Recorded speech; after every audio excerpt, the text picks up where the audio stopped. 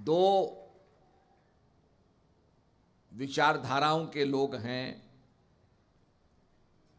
एक विचारधारा सर्वोपरि विचारधारा है, जिसमें लोग ये मानते हैं कि हम परमपिता परमात्मा को जान सकते हैं। सद्गुरु महाराज की असीम अनुकंपा से भगवान के नाम का बोध होता है, और जब हम उसकी अनुभूति करते हैं तो हृदय के अंदर उसका साक्षात्कार होता है। दूसरी विचारधारा के लोग हैं जो ये मानते हैं कि भगवान को आप जान ही नहीं सकते।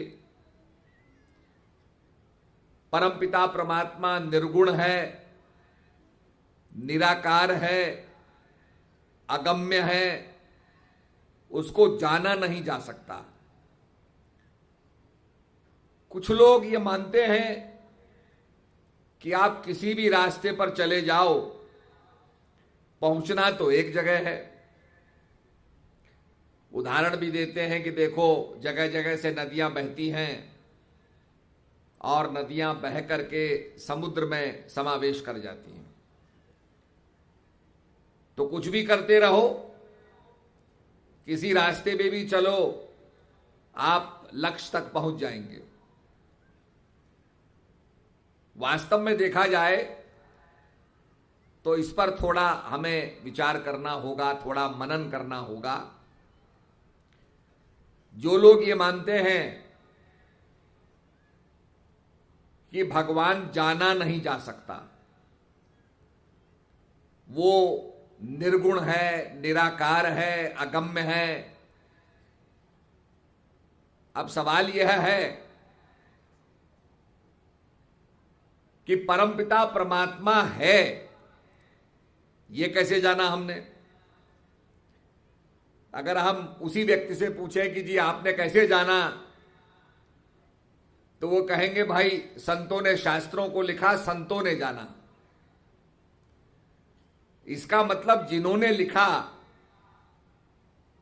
कि परमपिता परमात्मा है, there is existence of God, उन्होंने बिना अनुभव के नहीं लिखा, अनुभव करके लिखा। अगर वेदों में लिखा है, शास्त्रों में लिखा है, पुराणों में लिखा है, तो उन्होंने कैसे जाना? अगर हम गीता का ही अध्ययन करें तो भगवान कहते हैं, अर्जुन इन आंखों से तू मुझे देख नहीं सकता है। You cannot perceive me with this two eyes. ये भौतिक आंखें हैं और ये भौतिक चीज को देखती हैं। अगर किसी के शरीर के अंदर हड्डी टूट गई और हम उसके पैर को देख रहे हैं, तो हमें नहीं पता चलेगा कि अंदर क्या है, अंदर हड्डी टूटी हुई है। अगर किसी के शरीर को देख रहे हैं, हमें नहीं पता चलेगा कि इसके ब्लड में कैंसर है या नहीं है। देखने से केवल जो बाहरी रूप है, फिजिकल जो है, भौतिक रूप है, वो नजर आता है। अब अंदर देखने के लिए साइंस ने एक्सरे मशीन बनाई है। आप एक्सरे मशीन में पैर को डालिए, वो एक्सरे खींचेगा और हड्डी के अंदर कहां फ्रैक्चर है ये बताएगा। तो उसके लिए हमें आंख की आवश्यकता नहीं होती, एक्सरे की आवश्यकता होती है। ऐसे ही भगवान गीता में कहते हैं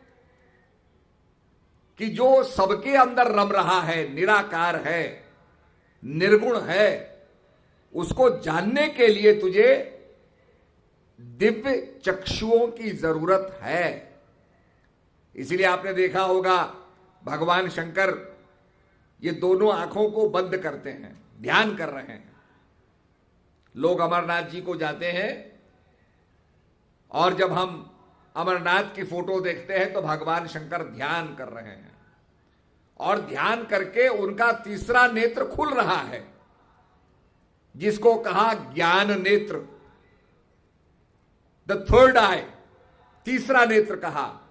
और ज्ञान नेत्र को खोल के ऐसी कथा आती है कि कामदेव को उन्होंने भस्म कर दिया। उसमें इतनी एनर्जी है कि उन्होंने क्यूपिड को, कामदेव को भस्म कर दिया। तो कहने का मकसद है कि दोनों आंखों को बंद करने का मतलब इनसे आपको नजर नहीं आएगा, उसके लिए दिव्य चक्षु, तीसरे नेत्र की आवश्यकता होती है। और तभी भगवान गीता में कहते हैं कि हे अर्जुन, दोनों बाहों के बीच में नासिका के अग्रभाग में, जहां से नासिका शुरू होती है, जो हमारी भ्रुकुटी का स्थान है, जहां पर हम बिंदी लगाते हैं, इस स्थान में तीसरा नेत्र है, तू ध्यान कर।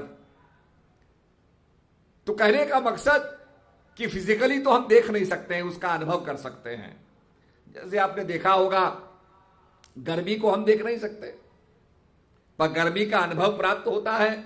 ठंडी को देख नहीं सकते, पर ठंडी का अनुभव प्राप्त होता है। जब आपके पंजाब में गर्मी हो जाती है तो लोग कश्मीर जाते हैं घूमने के लिए, हिमाचल प्रदेश जाते हैं घूमने के लिए, क्योंकि वहां ठंडी का अनुभव होता है। ऐसे ही परमपिता परमात्मा का अनुभव होता है, एक्सपीरियंस होता है। कुछ लोग कहेंगे किसी रास्ते पर चले जाओ, इस पर हमारे शास्त्र कहते हैं ऐसा नहीं। अगर ऐसा होता तो महापुरुषों के आने की आवश्यकता नहीं होती, फिर आदमी किसी रास्ते में भी चल रहा है वो पहुंच जाता। फिर महापुरुषों को ज्ञान देने के लिए, समझाने के लिए आने की आवश्यकता नहीं पड़ती। भगवान क्या कहते हैं गीता में, पवित्राय च साधूनाम विनाशाय च दुष्कृताम धर्म संस्थापनार्थ संभवामी युगे युगे। जब जब होए धर्म की हानि बाढ़ई असुर अधम अभिमानी तब तब प्रभुधर मनुज शरीरा। ऐसा क्यों होता है? अभी आपने देखा होगा, आपके जम्मू में बड़ी गर्मी पड़ी। जब बहुत ज्यादा गर्मी पड़ती है तो गर्मी से क्या होता है कि हवा गर्म हो जाती है, और गर्म होकर हवा लाइट हो जाती है, हल्की हो जाती है और ऊपर उठ जाती है। जब गर्म हवा ऊपर उठती है तो वहां पर वैक्यूम क्रिएट होता है और ठंडी हवा आती है और बारिश बरसने लगती है। यह नेचुरल फिनोमेना है। ठीक इसी प्रकार से संत कहते हैं, जब जब होए धर्म की हानि बाढ़ई असुर अधम अभिमानी। असुर अधम अभिमानी, लोगों को मारने वाले, जैसे रावण ऋषि मुनियों को तंग करता था, ऋषि मुनियों को यातना देता था, ऋषि मुनियों से कर लेता था। इस प्रकार का वातावरण हो जाता है कि जब जब धर्म की हानि होती है, धर्म का नाश नहीं होता, हानि कब हो जाता है? जब जब होए धर्म की हानि बाढ़ई असुर अधम अभिमानी। क्योंकि आजकल लोग समझने लगे कि साहब बड़ी नॉलेज का प्रसार हो रहा है, we have learned a lot. आप लाइब्रेरी में जाओगे तो एक किताब आपको दिखाई देगी, कम से कम मैं समझता हूं 40 वॉल्यूम की किताब दिखाई देगी। 40 उसके भाग हैं। उसको कहते हैं इंसाइक्लोपीडिया ऑफ ब्रिटानिका। दुनिया के बारे में उस किताब में आपको मिल जाएगा। जो भी आप जानना चाहते हैं, दुनिया की नॉलेज, साइंस की नॉलेज, वो इंसाइक्लोपीडिया में आपको मिल जाएगी।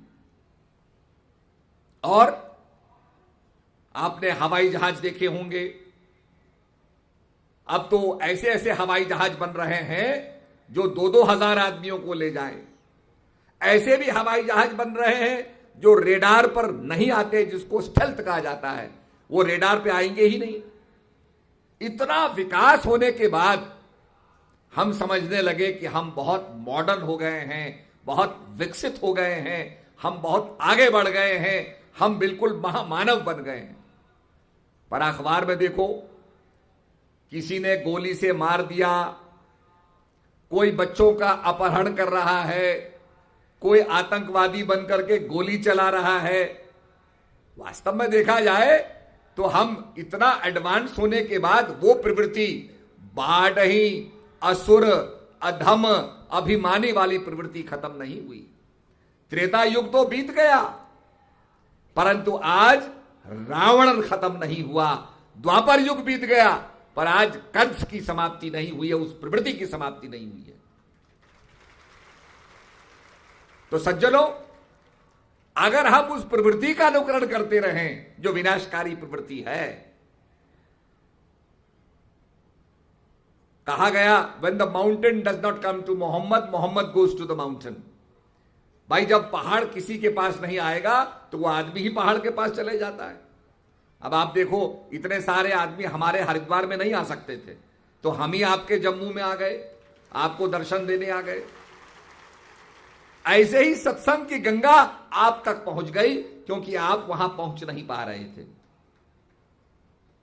तो बाढ़ही असुर अधम अभिमानी, और तब तब प्रभु धर मनुज शरीरा, तब प्रभु मनुष्य का शरीर लेकर के कृतार्थ करने आते हैं, कल्याण करने आते हैं।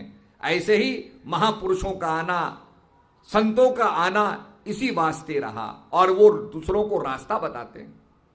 वही कहते हैं नहीं भटको मत, क्योंकि हमारे तो वेद यही कहते हैं, उपनिषद यही कहते हैं कि उसको जानने का एक ही मार्ग है, अलग अलग मार्ग नहीं है। उसको जानने का एक ही ज्ञान मार्ग है। आपने देखा होगा, बहुत सी सड़कें आपके जम्मू में आती हैं, लोग रेल से आ रहे हैं, हवाई जहाज से आ रहे हैं, बहुत सी सड़कों से आ रहे हैं। यहां पर अलग अलग रोड हैं, और ये सारी सड़कें जम्मू तक पहुंच रही हैं। अब हम उस सड़क पर चल रहे हों जिस पर चलने से हम जम्मू से दूर चले जाएंगे, और हम ये गीत गा रहे हों कि सारी सड़कें जम्मू तक पहुंचती हैं, सारी सड़कें जम्मू तक पहुंचती हैं, तो ये गीत गाते रहेंगे और जम्मू से दूर जाते रहेंगे। हम जम्मू कैसे पहुंचेंगे? अगर आप ये मान लें कि सारी ट्रेन आपकी दिल्ली पहुंच जाती है, किसी भी डब्बे में बैठ जाओ, तो भैया अगर आप मद्रास वाले में बैठ जाओगे तो मद्रास पहुंच जाओगे, दिल्ली नहीं पहुंच पाओगे। और उल्टा टीटी पकड़ लेगा तो वो फाइन और करेगा। तो आपको जो आपके स्टेशन की रेल है उस पर ही बैठना होगा। इसीलिए जब जल्दबाजी में लोग बस में बैठते हैं तो अड़ोसी पड़ोसी से पूछते हैं जी फलानी जगह ये जाएगी, बार बार पूछते हैं। ऐसे ही संतों ने कहा, महापुरुषों ने कहा कि तुम ज्ञान को जानो और बाहर नहीं भटकना। जैसे कस्तूरी का मृग के अंदर कस्तूरी होती है, मृग नाभि कुंडल बसे मृग ढूंढे बनमाए, ऐसे घट घट ब्रह्म है दुनिया जानत नाय। जौ तिल माही तेल है, जौ चकमक में आग, तेरा साईं तुझ में है, जाग सके तो जाग। हम एक दफे बस में जा रहे थे, एक आदमी से बातें होने लगी। वो कहता है परमात्मा तो निर्गुण है, निराकार है, किसने जाना, किसने समझा, किसने पहचाना। ये तो बड़ी लंबी बातें हैं। मैंने कहा यजुर्वेद के अंदर लिखा है ओम भूर्भुवः स्वः तत्सवितुर्वरेण्यम भर्गो देवस्य धीमहि धियो यो न प्रचोदयात्। इसमें एक ऋषि कहता है मैं उस ज्योतिर्मान परमात्मा का ध्यान करता हूं। अगर हम जान नहीं सकते हैं तो वो ध्यान करने के लिए क्यों कहता है? थोड़ी देर तक तो वो आदमी चुप रहा, फिर कहने लगा ये आप तो बिल्कुल सही कहते हैं, हमारे तो वेदों में लिखा है, वेद माने होता है ज्ञान, और ये जो ईश्वर की जो ज्ञान प्रदत्त हुआ है, प्रकट हुआ है, प्रकटीकरण हुआ है, उसमें मंत्र दृष्टा कहता है धीमहि मैं ध्यान करता हूं। और ध्यान करना मन को लगाना है, मन को कॉन्सेंट्रेट करना है। जैसे हम यहां बैठे हैं, अगर हमारा मन कहीं और होगा, व्यापार के बारे में सोच रहा होगा, जाने के बारे में सोच रहा होगा, शरीर की उपस्थिति पंडाल में है, इस सत्संग में है, पर हमारा मन कहीं और है। इस मन को जो संसार में भटक रहा है, माया में भटक रहा है, इस मन को प्रभु में लगाना होगा। आपने देखा होगा नौका समुद्र में होती है, एक समस्या हो जाती है कि नौका को पानी में कैसे रोका जाए। तो बड़ी बड़ी वेव्स आती हैं, नौका को बहा के ले जाती हैं। तो वहां नाविक क्या करता है, जो कैप्टन ऑफ द शिप होता है, नाविक जो होता है वो लंगर डाल देता है। और लंगर क्या करता है, समुद्र के गहराई में जाकर के तट के अंदर फंस जाता है। लंगर गिरा दिया और वो नीचे जाके अटक गया तो नौका स्थिर हो गई। ऐसे ही संसार चलायमान है, परिवर्तनशील है, हर चीज परिवर्तनशील है।